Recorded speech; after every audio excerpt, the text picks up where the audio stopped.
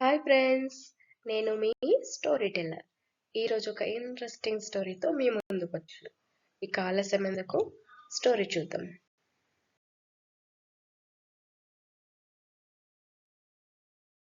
ఒకప్పుడు చంద్రవనం అనే అందమైన గ్రామంలో అర్జున్ అనే తెలివైన బాలుడు ఉండేవాడు.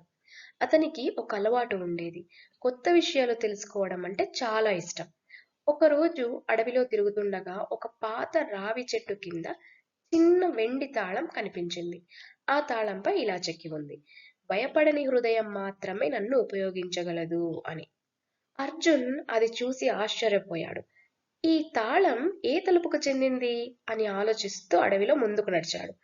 కొద్దిసేపటికి కొండల మధ్యలో ఒక భారీ రాతి తలుపు కనిపించింది. దానిపై తాళం ఆకారంలో చిన్న రంధ్రం కూడా ఉంది. అర్జున్ ఆ తాళాన్ని పెట్టగానే గర్ గర్ అని శబ్దం చేస్తూ తలుపు నెమ్మదిగా తెరుచుకుంది. లోపల బంగారం లేదు, వజ్రాలు కూడా లేవు. కానీ ఒక ప్రకాశించే గది కనిపించింది. అందులో ఒక పెద్ద గుడ్లగూబ కూర్చొని ఉంది. స్వాగతం అర్జున్ అని అది మాట్లాడింది. ఈ గది సంపదలది కాదు, ఇది ధైర్య పరీక్షల గది. 3 పరీక్షలు పూర్తి చేస్తే నీకు ప్రపంచంలోనే గొప్ప బహుమతి దొరుకుతుంది అని అంది. అర్జున్ దానికి అంగీకరించాడు.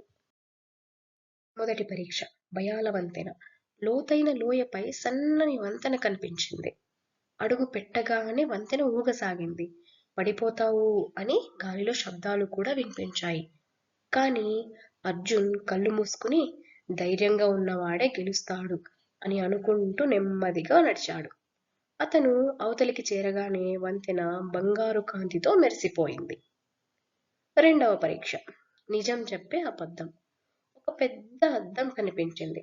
అందులో అర్జున్ ముఖం కాదు, తాను చేసిన చిన్న చిన్న తప్పులన్నీ కనిపించాయి. నీ తప్పులు ఒప్పుకుంటావా అని అద్దం అడిగింది.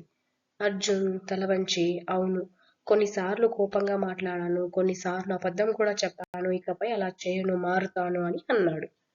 అద్దం చిరునవ్వు నవ్వి మాయమైపోయింది. మూడో పరీక్ష: అగ్నిపక్షి.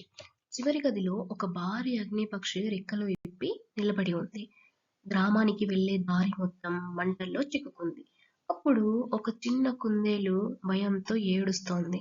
అర్జున్ తన ప్రాణాల గురించి ఆలోచించకుండా కుందేలును కాపాడేందుకు పరిగెత్తాడు.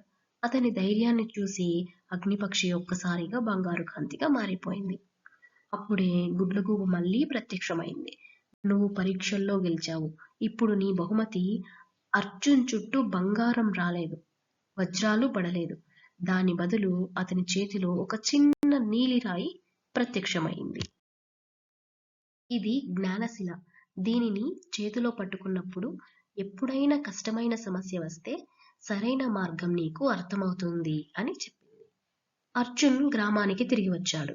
ఆ తర్వాత గ్రామంలో ఎవరికి ఏ సమస్య వచ్చినా తెలివిగా పరిష్కరించేవాడు.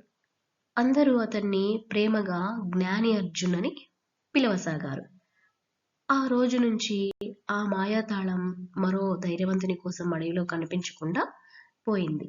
ఇందులో నీతి, ధైర్యం, నిజాయితీ, ఇతరులకు సహాయం చేసే మనసు, ఇవే జీవితంలో గొప్ప సంపదలు అని.